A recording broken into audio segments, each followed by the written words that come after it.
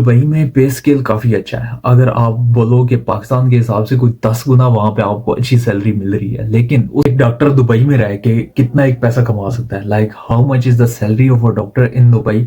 बहुत ही ज़्यादा पूछे जाने वाला क्वेश्चन है। स्पेशली ये पिछले कुछ वीक्स में मुझसे काफ़ी ज़्यादा लोगों ने कॉन्टेक्ट करके ये बात पूछी है। जब मैंने वो वीडियो बनाई थी DHA एग्जाम वाली कि आप अगर पाकिस्तानी या इंडियन मेडिकल ग्रेजुएट हो या आप पाकिस्तानी या इंडियन डॉक्टर हो तो आप दुबई में जाके कैसे एज अ डॉक्टर काम कर सकते हो, उसके बाद काफ़ी ज़्यादा लोगों ने मुझसे ये पूछना स्टार्ट किया था कि वहां पे हमारी पे स्केल क्या होगी। तो बेसिकली आज की वीडियो का हमारा टॉपिक भी यही है कि how much a doctor earns in Dubai. अब इस वीडियो को हम डिफरेंट कैटेगराइज करेंगे। आप अगर जनरल प्रैक्टिशनर हो तो आपकी दुबई में कितनी सैलरी होगी, इसके बाद हम अगर आपका एक्सपीरियंस है तो उसकी कितनी सैलरी होगी, इसके साथ साथ अगर आप मेडिकल स्पेशलिस्ट हो तो आपकी कितनी मुमकिन तौर पे सैलरी हो सकती है, या फिर अगर आप कंसल्टेंट हो तो आप कितने एक पैसे दुबई में अर्न करोगे और कितने एक सेविंग कर सकोगे।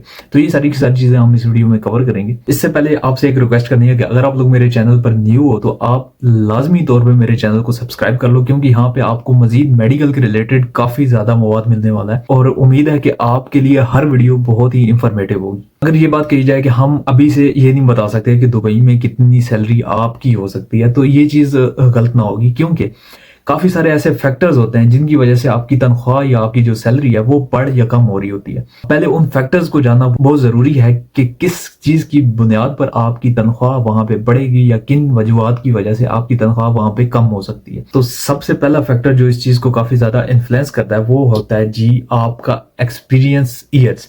लाइक आपके पास कितने सालों का तजर्बा है कि आप दुबई में जाके काम करना चाहते हो। अगर आप हाईली एक्सपीरियंस्ड डॉक्टर होगे तो आपकी तनख्वाह बाकी डॉक्टर से ज्यादा होगी। देन जो मेन चीज होती है वो होती है जी reputation of your hospital which is offering you the job.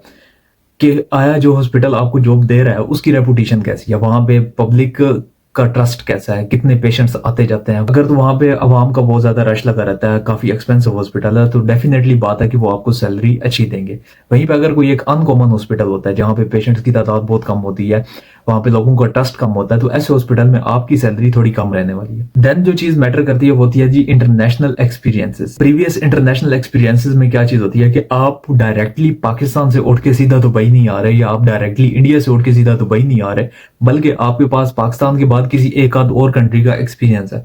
Like आपने पाकिस्तान से MBBS की, उसके बाद आप किसी और छोटे कंट्री में लाइक कतर, कुवैत, इस तरह के किसी मुल्क में जाके आपने एज अ जनरल प्रैक्टिशनर या एज अ डॉक्टर आपने काम किया, उसके बाद आप दुबई मूव होना चाह रहे हो, तो आपकी सैलरी डेफिनेटली बाकी डॉक्टर से ज्यादा होगी, क्योंकि आपके पास ऑलरेडी एक इंटरनेशनल एक्सपीरियंस मौजूद है। उसके बाद जो चीज ज्यादा मैटर करती है वो होती है जी अब्रॉड क्वालिफिकेशन। अब अब्रॉड क्वालिफिकेशन में क्या चीज आती है कि आपने सिर्फ और सिर्फ पाकिस्तान से MBBS किया या इसके साथ साथ कोई और आपने डिप्लोमा वगैरह कोई एक्सपीरियंस अब्रॉड से भी गेन किया है कि नहीं। वहीं पे अगर आपने अपनी MBBS ही अब्रॉड से कंप्लीट किया लाइक किसी और ऐसे कंट्री से जिसकी दुबई के सामने अच्छी रेपुटेशन है, तो आपके हाईली चांसेस होंगे कि आपकी सैलरी बाकी नॉर्मल डॉक्टर से ज्यादा होगी। इसके साथ साथ अगर आप गोल्ड मेडलिस्ट हो या आपने कोई ऐसी अचीवमेंट हासिल की है, लाइक आप सुपरविजन करते रहे हो किसी एक मेडिकल इंस्टीट्यूट की, या आप वहां पे प्रिंसिपल रहे हो, या इस तरह करके आपके पास कोई भी एक एक्स्ट्रा मेडिकल के रिलेटेड अचीवमेंट है, तो वो आपकी पे स्केल को इंक्रीज करने में काफी ज्यादा हेल्पफुल रही।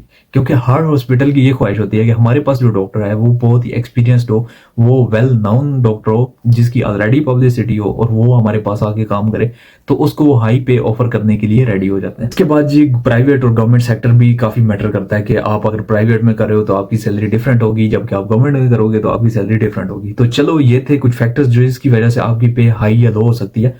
तो अब हम एक एस्टिमेटेड आपको फिगर्स बताते हैं कि आपकी दुबई में कितनी सैलरी होगी। तो इसलिए आपने वीडियो को स्किप नहीं करना। एक बार फिर से आपको रिक्वेस्ट करता चलूं कि आपने चैनल को लाजमी सब्सक्राइब करना। ये मेरे लिए बहुत ज्यादा मोटिवेशन होती है, क्योंकि हमने काफी सारा टाइम निकाल के आप लोगों के लिए इंफॉर्मेटिव वीडियोस बनानी होती हैं। तो इसलिए आप लोगों की तरफ से हमें जस्ट सपोर्ट चाहिए। आप लोगों ने वीडियो को लाइक, कमेंट एंड शेयर लाजमी करना अपने उन तमाम दोस्तों के साथ जो दुबई में जाके एज अ डॉक्टर काम करना चाह रहे हैं। तो अभी बात कर लेते हैं उन तमाम फ्रेश जनरल प्रैक्टिशनर्स की जो विदाउट एक्सपीरियंस या with only 2 years of experience Dubai में आकर काम करना चाहते हैं।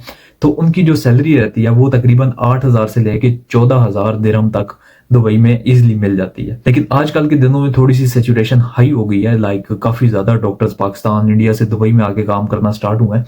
तो इस वजह से हो सकता है कि स्लाइटली 8,000 से कम भी आपको मिल जाए, लेकिन गवर्नमेंट की तरफ से जो फिक्स सैलरी है वो 8,000 से स्टार्टिंग है फॉर जनरल प्रैक्टिशनर और फॉर जनरल डॉक्टर। उसके बाद हम बात कर लेते हैं जी जो एक्सपीरियंस्ड जनरल प्रैक्टिशनर होगा। अब एक्सपीरियंस्ड जनरल प्रैक्टिशनर के पास मिनिमम 5 इयर्स का एक्सपीरियंस होगा, वो ऑलरेडी पाकिस्तान में किसी अच्छे हॉस्पिटल में काम कर चुका होगा और उसके पास 5 साल तजर्बे का सर्टिफिकेट होगा।